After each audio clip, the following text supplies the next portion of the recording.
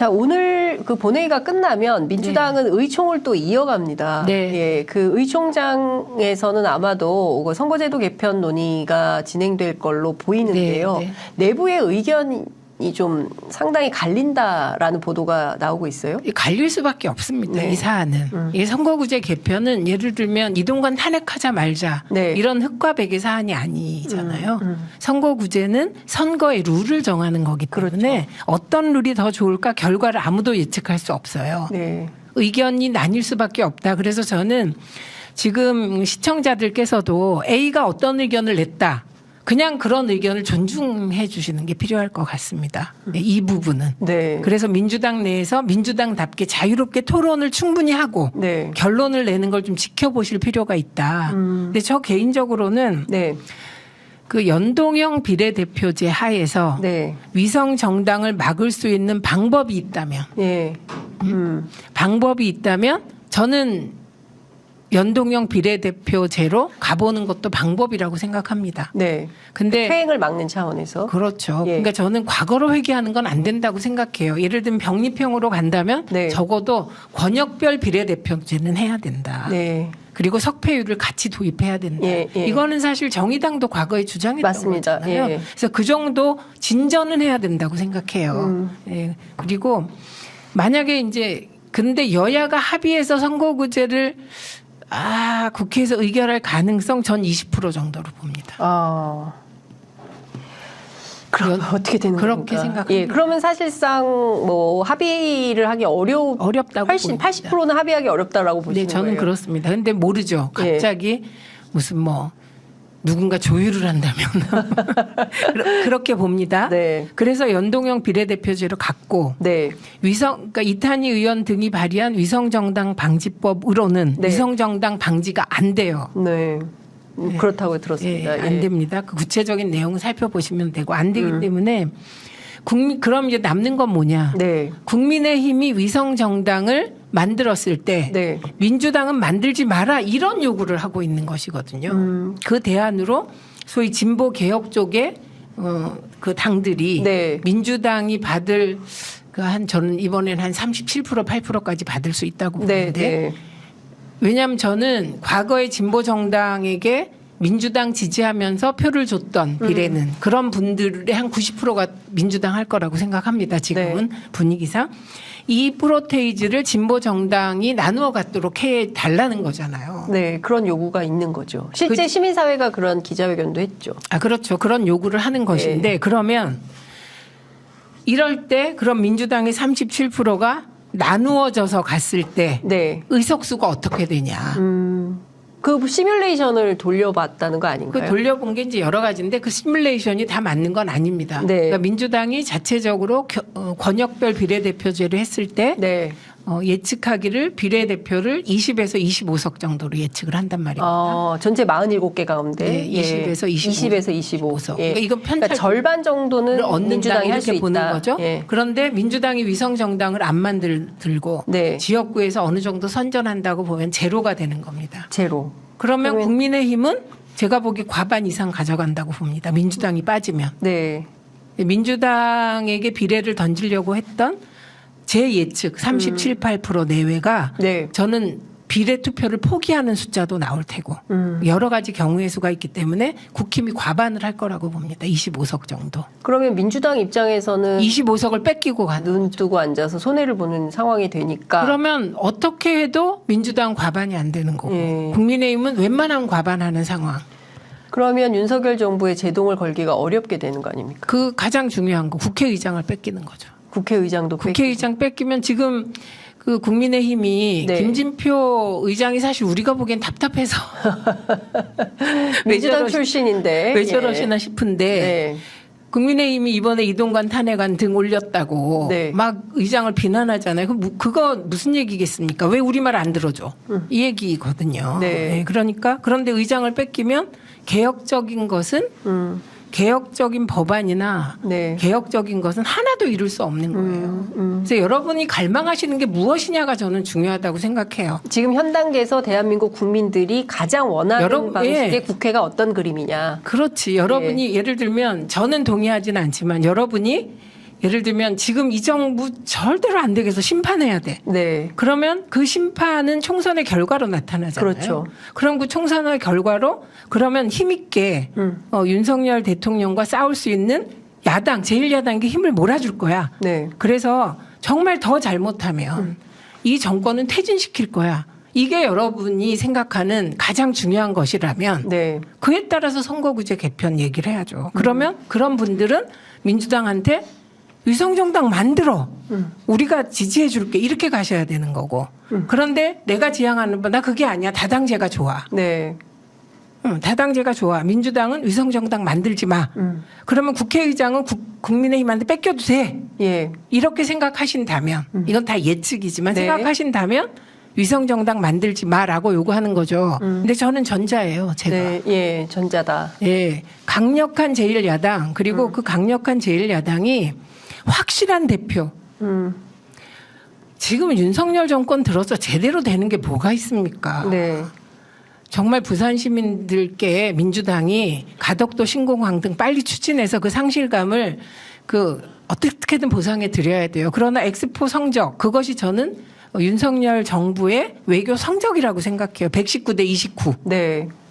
네, 그렇게 생각하거든요. 그럼 민생은 어떻습니까? 지금 제가 지난번에 우리 동네 갈비탕 값이 먹으러 갔더니 2만 원이더라. 에이? 그래서 안 먹고 나왔어요. 어머나. 너무 비싸서. 그래서 조금 다른 데 가서 먹었는데 15,000원이에요. 예. 그런데 내용이 네. 부실하죠. 같은 집인데 과거에 비해서 한 60%밖에 안 되더라고요. 이거 무슨 얘기겠습니까? 자영업자들이 원가가 너무 올라서 이게 가격을 올리거나 아니면 내용을 부실해지게 만드는 거죠. 네.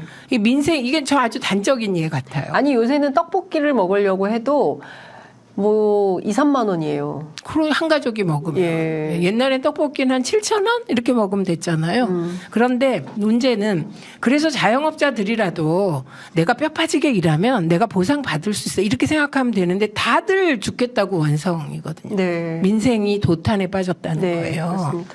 그런데 저는 빨리 심판하고 싶습니다. 제가. 그리고 저는 저희 피해자잖아요. 네. 세상에 제가 국회에서 방통위원으로 의결까지 했는데 그때도 저 의결할 때 국민의힘이 다 퇴장했어요. 그럼 내일 이동관 탄핵안 할 때 네. 다 퇴장할 거잖아요. 예. 그래서 민주당이 표결하면 그거 인정 안 할 겁니까? 그러니까 저는 7개월 7일 동안 이게 나라냐. 그런 생각 진짜 개인적으로 했다니까요. 지금 당장 국민의힘은 네. 일단 오늘 뭐 이제 본회의 끝나면 바로 국회 그 로텐더홀에서 뭐 농성 시작한다는 거고 뭐 철야 농성 한다는데 이게 뭐 투표하고 관계가 표결에 무슨 영향을 미칠 수 없습니다. 있나요? 없고요. 네. 네. 뭐 이것 때문에 민주당 내부에서 뭐 또 어떤 국회의원은 방송 나와서 윤석열 정권이 무지막지하게 나와도 민주당은 협치해야 된다는 정말 저는 그 협치를 왜 야당이 합니까? 여당이 해야지 그런 말 하시던데 네. 그건 뭐 말도 안 되고요. 딱 하나 남은 변수는 국회 선진화법을 어기면서 네. 물리력을 동원할 것인가 말 것인가가 남아있고 그랬을 때 국회의장이 경호권을 발동할 것인가 안 할 것인가 요거만 남아있다고 생각하는데 오늘 분위기로는 네. 이종석 재판관 표결했잖아요. 네. 그리고 그 절차를 거쳐서 뭐 법사위로 보내보자 뭐 이런 거 했잖아요. 네. 그런 걸로 봐서는 몸싸움까지 국민의힘이 나서지는 않지 않을 것 같다. 같은데 예. 혹시 모른다. 아 저는 뭐 제 예측 이런 경우 틀린 적도 있었어요. 네. 그러니까 지켜보겠습니다. 네. 예, 이종석 헌재소장하고 이 이동관, 손준성 그리고 이정섭 이 세 명에 대한 탄핵 결과가 어떻게 될지 좀 지켜보도록 하고요. 네. 아까 강력한 야당이 필요하다. 윤석열 정부 네. 견제를 위해서. 그러니까 이런 관점에서 내년 총선을 봐주고 선거구제 개편도 시청자들께서 봐주시면 좋겠다. 이런 당부 말씀 주셨는데요. 이낙연 전 대표가 이재명 대표의 사퇴론을 처음 꺼냈습니다. 이재명 대표의 거취 당 안에서 결단을 해야 된다. 이런 주장에 대해서는 어떻게 생각하십니까? 뜬금없어요. 뜬금없죠. 지금 왜 그러시는지. 왜냐하면 이 주장은 없었던 주장이 아니고요. 네. 비명계에서 계속 요구해왔던 주장이고 뭐 밖에서는 뭐 누구를 비대위원장으로 세우자 막 이랬는데 이게 전부 구속영장 기각되기 전의 일인데 네. 지금 구속영장이 기각되고 이제 이재명 대표의 경우는 네.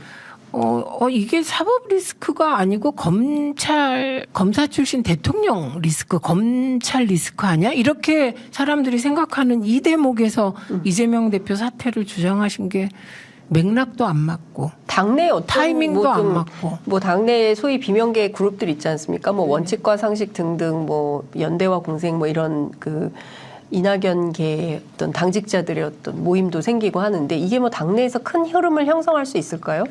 이런 주장이. 거의 얘기하는 걸 못 봤고 어쨌든 이낙연 대표님이 전 대표님이시고 네. 국무총리 하셨잖아요. 네. 그리고 국무총리 하시면서 너무 멋진 국회 답변을 보여주신 분이잖아요. 그래서 다 예우 차원에서 언급을 좀 안 하는 분위기. 예우 차원에서 언급은 안 하지만 동의하지 않는 분위기다. 그냥 동의하지 않는 게 아니라 크게 반향이 없는 분위기입니다. 반향이 없다. 예. 그러니까 뭐 이런 거예요. 뭐 일주일에 몇 번씩 법원 가는데 어떻게 총선을 치를 수가 있겠냐. 총선 때는 네. 안 가십니다. 공식 선거운동 기간에는 네. 그 법원 법원도 그 정도는 봐주지 않을까 예상합니다. 그리고 또 한 가지가 어떤 그 민주당의 적극적인 지지자들 그 분들을 향해서 뭐 개혁의 딸들 이렇게 통칭하는데 이분들을 향해서 끔찍하다라는 표현을 썼어요. 저는 그런 생각을 하시는 게 왜 그런지 모르겠는데 제가 한 장면만 소환해 드릴게요. 네. 이 얘기하기 싫지만 서울시장 재보궐, 부산시장 재보궐 선거가 있었습니다. 네. 근데 민주당은 민주당의 잘못으로 재보궐의 사유가 발생했을 때 후보를 안 내는 겁니다. 그때 당원들, 그 당시에 민주당 그 열성 당원들 투표해 주시는 분들이 되게 열성 당원들이잖아요. 네. 그분들에게 물어서 그 당원 당규와는 달리 후보 내셨잖아요. 그때는 그 당원들과 손잡으셨잖아요. 그 당원들과 지금의 당원들이 다르지가 않아요. 같은 당원들이다. 그렇죠. 예. 그때 그 당원들을 옳고 이 당원들은 틀립니까? 저는 정말 이상한 게 지금 보면 그 노무현 대통령과 노사모가 동교동 기득권 세력들에게 공격받던 그 논리로 네. 지금 개혁의 딸들, 개혁의 양아들들이 네. 공격받고 있어요. 그러니까 이게 노사모에서 그러니까 DJ를 지지했던 네. 열성 청년들이 있었잖아요. 네. 청년애들. 그다음에 노사모. 그다음에 문팬, 문재인 대통령 팬덤. 그다음에 이재명 대표 팬덤이에요. 네. 근데 문재인 대통령 팬덤과 같이 가서 이낙연 대표님이 사실은 한때 40% 지지 얻은 거 아니에요? 그러면 이낙연 대표님을 지지했던 팬덤은 옳고 이재명 대표를 지지하는 팬덤은 틀리냐고요. 저는 이거 왜 그러시는지 모르겠고 그럼 민주당의 그 내부의 열성 지지자들을 만드십시오. 가장 합리적인 분들이세요. 우리 사회에서 민주당을 지지하는 게 쉬운 일입니까? 네, 예컨대 뭐 이런 거죠. 이제 이쪽 분들의 입장에서 보자면 박용진 의원의 자택 앞에 가서 뭐 시위를 한다거나 뭐 이렇게까지 하는 것은 좀 문제가 있는 거 아니냐라는 문제 지적들. 있죠. 네. 저는 뭐 100% 동의 그거는. 네. 그런데 그 사람들이 소위 민주당 열성 지지자들의 다냐. 남양주에도 열성 지지자들 많으세요. 그런데 네. 그렇게 안 하세요. 그리고 이재명 대표가 그렇게 하는 게 누구를 도움을 주겠냐. 이원욱 의원 사무실 앞에서 시위하고 네. 그렇게 하는 것이 네. 누구를 도와줄 수 있겠냐. 하지 마라 그랬잖아요. 네. 하지 마세요 좀. 제가 이제 드라마를 보다 보면 네. 극단적인 행위를 한 사람 때문에 이를 그르치는 경우들의 드라마들을 보면서 제가 늘 반성해요. 나도 예를 들면 과격한 말을 한다든지 이래서 윤석열 정부나 국민의힘에 도움이 되는 일은 하지 말아야 되겠구나 반성하거든요. 네. 그러니까 민주당 내부에서 그 국회의원들이 예를 들면 과격한 발언, 누구나 보기에 과격하다 싶은 발언을 하면 반드시 보수 언론이 달려들잖아요. 네. 그러니까 조심해야 되죠. 그것도 마찬가지로 저는 뭐 이렇게 지역구에 찾아가서 막 네. 시위를 해서 그런 거 저는 안 하셨으면 좋겠습니다. 예, 그거는 생각이 같습니다. 네. 그렇다고 당원 전부를 네. 매도하는 건 아니고요. 열성 지지자들 없이 선거 못 치릅니다. 그 문재인 대통령 때는 양념이라고 그랬었잖아요. 강력한 문재인 팬덤. 대통령도 양념이라고 하셨고 또 네. 문재인 대통령이 뭐라고 하셨냐면 지지자들이 자율성이 있어서 제 말도 안 듣습니다. 네. 지금 또 그런 똑같은 상황 거죠. 아닙니까? 그런데 이걸 아셔야 돼요. 늘 보면 그 많은 지지자들이 다 그렇게 말하자면 우리가 동의하지 않는 행동을 하시는 건 아니에요. 대다수는 그냥 판단하시고 네. 투표하시고 이런 거거든요. 그러니까 그분들의 잘못을 지적해야지. 그렇기 때문에 예를 들면 빈대 잡으려다 초과상관 태우는 누를 범하시는 거예요. 지금. 네. 아름다운 독도님께서 최민희 의원님 정말 속이 시원합니다. 이렇게 의견 주셨습니다. 나 그럼 안 예. 되는데 그렇게 속 시원하시면 나 저희 미움받아요.